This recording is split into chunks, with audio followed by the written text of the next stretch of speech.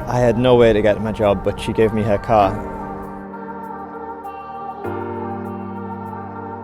A few years ago, I was going on a trip just to the beach with some friends from church, and one of my friends didn't arrive, and we were wondering what happened, and then we heard that she'd been broken into and some stuff had been taken, including her computer, and we were talking about it, and I remembered that I have a laptop and I didn't even use it that much at the time, so I thought, okay, I'll give that to her, and it really helped her out. And also, you know, it feels good to be able to help someone out and to be generous with them. And then a few months later, completely unrelated, I was asked to go and serve at a church in Teesside, and I said yes straight away because I always like to say yes to things, and then I'm like, well, how am I actually going to get there?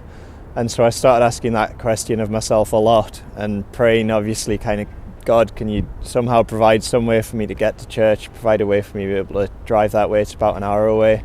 And I had no idea how this was going to happen. I couldn't afford a car, but unbeknownst to me at the same time, she was praying about what she could do with her car. She was going away to Africa for a little while and she didn't know what to do with her car. And her first thought was she was going to sell it and maybe fund her trip or put it off-road for a while.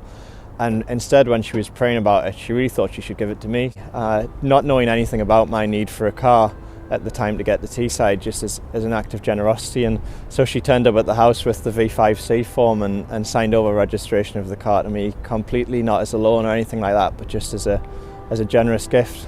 It's amazing because it really met a need that I had, but also it's just the way that generosity kind of goes in circles a bit, and you give sometimes and you get sometimes if you live a generous life. I think generosity makes the world go round. Being able to give and receive is what takes it from being a cold and a hard world to somewhere that's pleasant and nice to live in.